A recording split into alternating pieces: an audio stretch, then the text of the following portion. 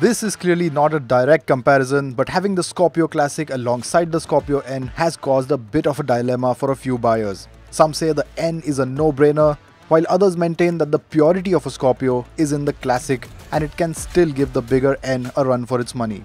Which is why Saumil and I have brought them together to clear the air. So we have the two SUVs with us side by side. Now this is the big daddy of SUVs. So what does that make the Classic then? I'm not sure because this gave birth to that. So it is a bit tricky. Please do let us know in the comments what do you think the Scorpio Classic should be called if that is the big daddy. I mean, standing side by side, you can immediately strike a lot of resemblance between the two cars in terms of design. The basic shape of the headlamps, the shape of the grille with the vertical slats. This definitely looks like an evolved, modernized version of the Classic. And the unique touches like, these LED DRLs and the LED headlamps, I mean, they do a better job to modernize its appeal. I agree, it is definitely a lot more modern, grown leaps and bounds, with the Scorpio name. But I think traditionally, this is what people like, that butch front end, the big broad headlamps, still halogens sadly, but it still gets that nice, hardy, off-road, tough feel, The big chunky grille now, it gets a lot of chrome, the new Twin Peaks logo. They've managed to retain the bonnet scoop as well, not functional, but it's still there for aesthetics. You've got the windshield that is nice and upright, gives it a nice boxy look, and that's what people like. They want that intimidating feel in the car in front. So over to the sides, the Scorpio-N is much larger in dimension than the older Classic. Its styling has been modernized, it's cleaned up, the lines are more cleaner, neater, and it got upmarket touches like these chrome touches here around the window line. And what links ties with that car, I think, are these roof rails and the kink in its roof. And what adds to its safety credentials is the fact that it gets rear disc brakes. I agree. I mean, again, like the front, the Scorpio-N is more grown up on the side as well and definitely feels like a more premium upmarket car as such. But with the Classic, they have retained that tough look again with this chunky cladding, very traditional of a Scorpio. Of course, it's not as long in length, but it still has decent proportions. It definitely has the road presence. And the kink that you mentioned, it's only slight on that, but on this, it is a lot more pronounced, and that gives it a very important height that people absolutely love. And I think that has been one of the highlights of the Scorpio, that tall look over to the side. So I think, yeah, pretty impressive on the side as well. Moving on to the rear, at the cost of sounding repetitive, this one looks cleaner, more upmarket thanks to these Volvo-esque tail lamps. And then the Viper design, the side opening tailgate, it's quite similar with the Scorpio Classic. What I didn't understand is that it's such a wide opening for a small boot, which, to be polite, it's quite useless. I agree, but I think to be honest, the Scorpio Classic gains a lot of points towards the rear because you have this nice tall look. It's squared off, and I think that adds to its overall SUV-ish charm. They brought back the reflectors for the tail lamps, and I think that's quite a nice move. They had taken it off on the earlier version, but they are back now. Again, adds a lot of height in that sense. And yes, side opening tailgate, but it opens up to a set of jump seats. Now you can have the Classic with the option of a bench as well, but Scorpio owners traditionally prefer this layout a lot more.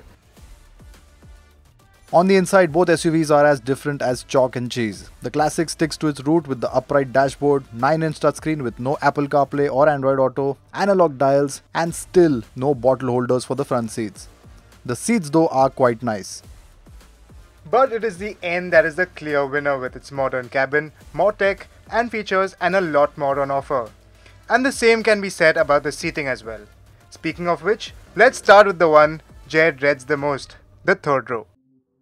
Okay, this is quite tall, nothing to grab on. Oh, here's the grab rail. Oh yeah. Oh, okay. Okay, that's... If you want to strengthen the bond, I think these seats are quite nice. Yeah, with a bit of understanding and cooperation, you can sort of fit here. Of course, it's not the safest way of traveling. There are no, I mean, seat belts would be quite useless out here. And in the event of a crash, this is not the place you want to sit. Just apart from the crashing, no AC vents here, so it can get quite claustrophobic. And oh, there are these butterfly windows though. which you can open for some ventilation. But in our country, I think the air outside is a lot hotter usually. Anyway, you have these exposed bits as well, which aren't good. I think that's another safety concern. Yeah, I don't think this is the best place to be. I think best used as these seats folded up and used as a boot space, because that is a lot more accessible and I think better than the Scorpio-N. Next up was the third row in the Scorpio-N, which Saumil enjoyed a little too much. Alright, let's check out the third row of the Big Daddy. Now, one touch tumble, that one just folds flat. You want to get in first? No. Yeah, please. Okay, if you are over 6 feet, you know my struggles now. It is absolutely hateful. Wow, that is tight already. Okay, you can. Funny. Not today. Very funny. How's it at the back? Well, it is very, very disappointing. No room, no space for my knees. Extremely knees up. If you're over 6 feet, your head is bound to touch the kink that is very famous. No vents at the back, just not a good place to be. I want to get out right now, immediately. Thank God I have this lever. And again, when you're getting out, it is a struggle. You have this grab rail, and better to do your yoga in the morning. Oh. Well, this is so much better than the third row. Yeah, absolutely. I mean, compared to before, I mean, there's so much space in here. The windows are nice and large. You can rest your arm here like a boss, and it's pretty comfortable overall. I know, but I would have liked maybe one more USB Type-C port. It just got one in this day and age. Panoramic sunroof. You're just nitpicking, yeah. I mean, come on, it's almost 20 lakh rupees. It's more than that actually. Exactly. So panoramic sunroof is something that you do expect. Also, no real transmission tunnel. It's a relatively flat floor. Obviously, for people with big feet, this is not the place to be. But still. Yeah, I think seating 3 adults here also will be quite easy. Yeah, because it's a nice flat bench. No real kinks coming out of it. So yeah, pretty impressive. Now let's check out the Classic. Oh yes. Welcome to the early 2000s. It is like going back in time. But the sense of space, I mean, just look at it. It's like sitting in a big box. It is, but look at the exposed seat rails and this, I've been seeing this since the first generation Scorpio. I know, even the door handles, I mean, it's all very rudimentary, very basic, but I like the, the seating that is high up. You're seated nice and high. The view out is very nice, and you have these nice long windows as opposed to the wide ones on the end. What's with this? It's like a... it is like a pillow actually. Absolutely. Not really comfortable. You can't find the best angle. I think best put up. And the backrest is a bit upright, and this seat base is too long. So for me at least, it's poking in the back of my knee. It's not comfortable. I think you're... Yeah, you say that, but for taller adults, I think it's quite nice. If you're over 6 feet, you will find the under thigh support quite adequate. Where's your USB that you were asking for in that car? I was complaining. It still has at least one. This thing has no USB port. You get a bottle holder, that is quite difficult to access, but at least you get it. On the front doors, there isn't provision for that either. You get a nifty little phone pocket. Yeah, even here. Some space in the back of the seat, and that's about it. Pretty straightforward, no nonsense. So it's clear then, the N has the better packaging, at least in the second row. Yes, it does. I'd agree with that. Now let's go for a drive, shall we? Oh yes.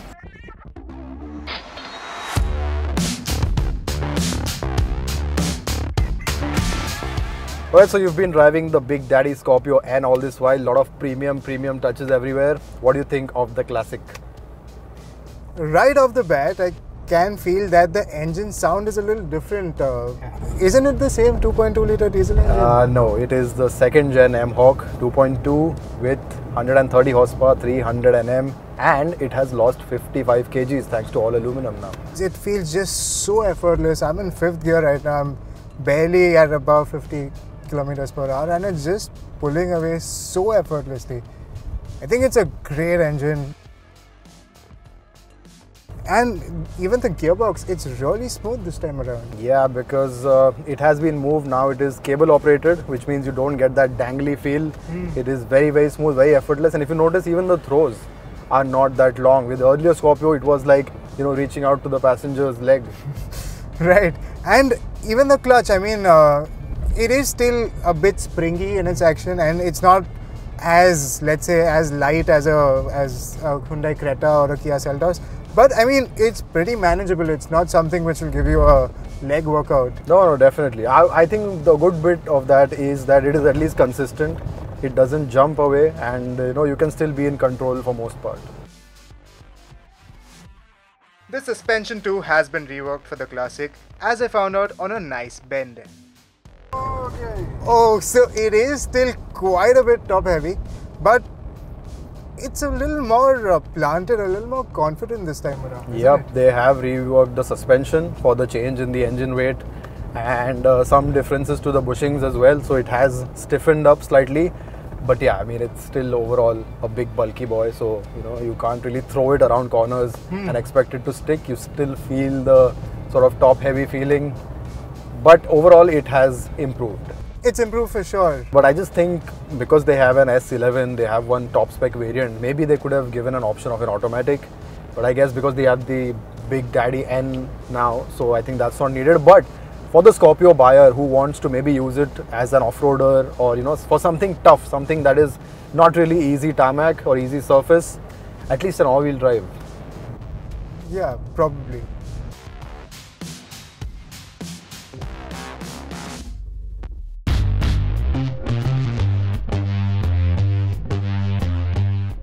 However, everything that you don't get on the Classic, you get on the N and then some. Welcome to a properly modern 2022 cabin, Jay. Absolutely, it feels like night and day compared to the Classic. So much on here that is modern, you have this dash that is just lovely to look at. You have a properly modern cabin. You have this nice padded layer over here, double stitching. It gives a very premium upmarket feel to it. You have wireless charging, you have a sunroof, and that's all in a Scorpio. Would you believe that? Things that I don't like are the touchscreen size, because that gets a larger touchscreen. Even though this gets Apple CarPlay, Android Auto, I think the touchscreen size could have been bigger, and I think digital dials in this day and age. But I think traditionally speaking, it's okay to have analog dials on this. What I do like absolutely is what's under the bonnet. This engine with this power is just superb. And what's even better is how easy it is to drive, because the steering is light, the clutch is light, gearbox is very, very easy to operate. Just such an effortless car overall.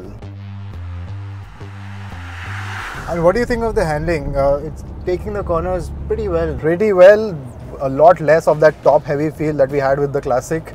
And even in terms of ride quality, I think it's a lot more supple the way it takes sharp bumps and hard edges. That one bounces around a bit more. Yeah.